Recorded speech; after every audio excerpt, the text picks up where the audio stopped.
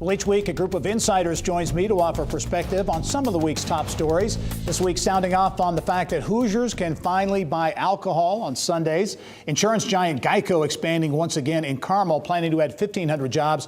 The NCAA scandal continues to brew. What does it mean for the NCAA, headquartered here in Indy? Our insiders this week are Vox Global Managing Director Mike Marker. Also new to the insiders, but not new to our show, former Indiana Secretary of Commerce and current Bose McKinney and Evans partner Victor Smith, and Business Furniture CEO Mary-Beth Oakes. And welcome one and all to the insiders. Thank you. And we'll begin with Sunday sales.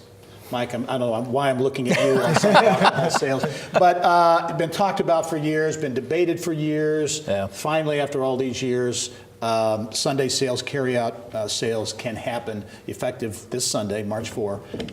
Is it really going to? I mean, I think a lot of people like it, but in terms of the impact, do you think it'll be that great?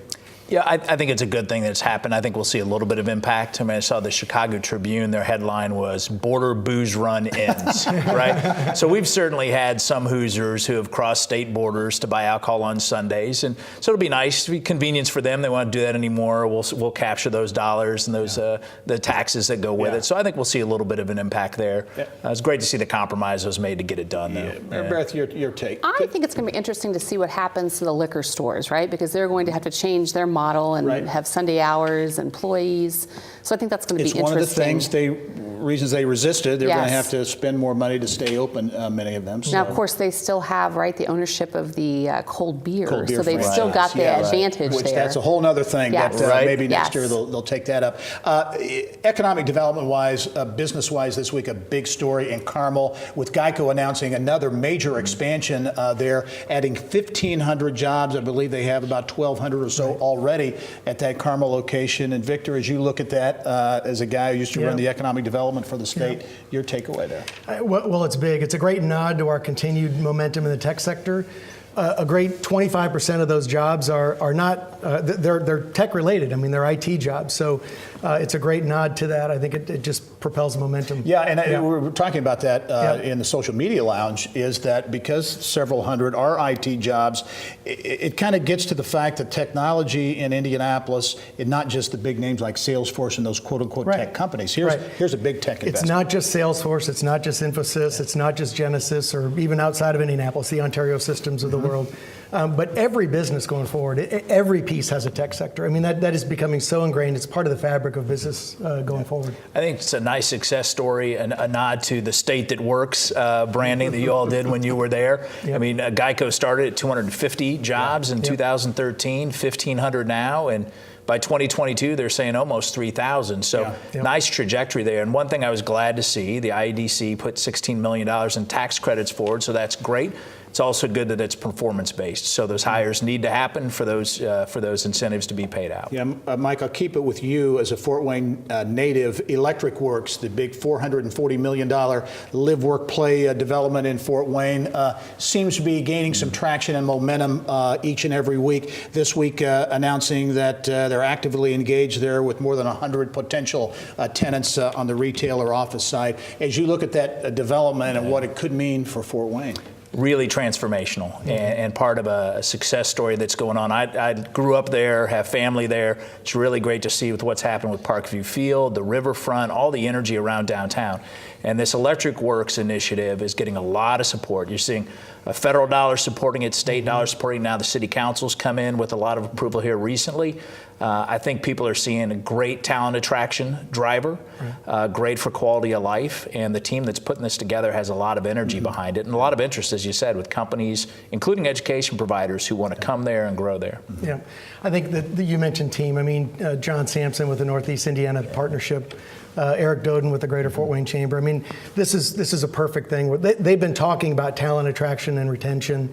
This is all about a talent play for them, and it is transformational. I mean, on the face of it, it's Electric Works because it's the old GE facility. So it's also a great shot in the arm for the community to take something that was out of service and is back and is now a focal point of a really positive story. And a byproduct, again, of the Regional Cities Initiative, which is having impact already in Fort Wayne and South Bend and Evansville. And just Marshall regions. County announced something yesterday.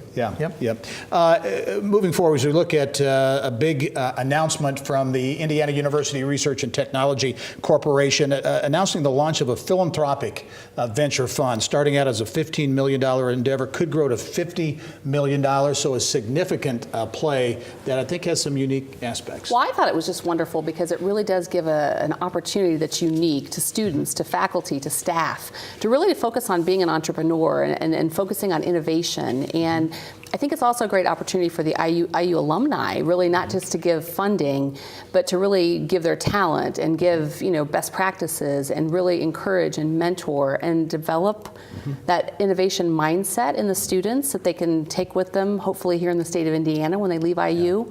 So I thought it was just huge, and I like the way that there's that partnership between philanthropy and innovation and entrepreneurialism. I think it's really strong. Do you sense when you talk about innovation and that innovative entrepreneurship, entrepreneurial mindset, do you sense you deal with so much of that in the workplace, in the workspace, and how that's changed? You work with a lot of different companies who are changing the way they do business. Do you sense that again, that vibe, that mindset is changing in Indiana? I do think the mindset is changing. I mean, I think every organization that I get to work with, that they do have a different mindset around innovation. It's all about innovation. It's about creativity. How do you leverage that creativity?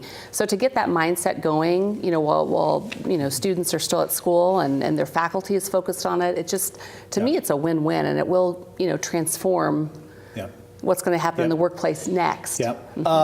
We always like to talk about sports on the Insiders, and this weekend, Indianapolis is once again, I believe it's for the 31st year, hosting the NFL Combine. So if you're downtown in Indianapolis, you'll see lots of players and owners and GMs and coaches walking around downtown Indianapolis. Indianapolis, Mike, I think most people would agree, has helped to create and to build the Combine into what it is. I mean, on multiple levels.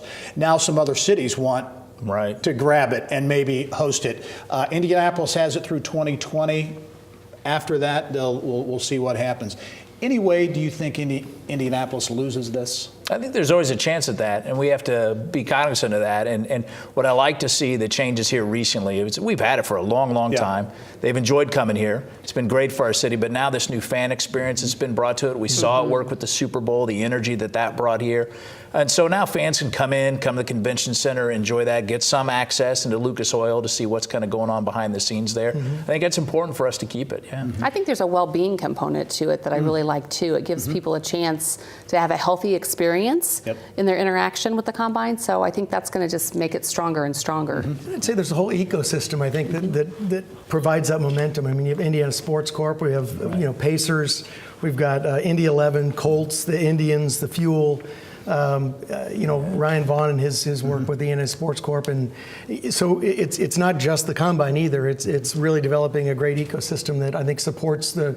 There's an amateur sports capital of the world for a reason, right? And to that healthy component, one of the big advantages is IU Health and the medical testing. People don't think about that goes on in Indianapolis, and they perfected it in many respects. Absolutely. We have some of the best sports docs here anywhere, and so that's a real plus. All right, from sport, we've only got a minute left. From sports docs to sports scandal. Nice transition there. Mike, what are your take? The NCAA is based here, obviously, in Indianapolis. College basketball scandal making a lot of headlines, just beginning to leak out now. A lot of talk that everything's going to be blown up. There'll be massive changes. What does this hold for the NCAA? We'll see. I mean, there's President Emmert has these new rules and regulations are going to roll out in April. And I think it's going to really be important to see what those are, because you have a lot of head coaches running organizations who are under a lot of pressure to win, and sometimes they don't always make the right decisions, and now shoes are dropping with investigations. So those rules will matter. Do you think this really comes out before March Madness, or do you think it'll be after? Oh, I would bet after. I think it's going to be after. The timing could just be a huge distraction and not necessary. It would affect my brackets too. I don't want to see that. Mike Marker, Mary-Beth Oakes, Victor Smith, thank you one and all for being on the Insiders, and we'll be right back after this.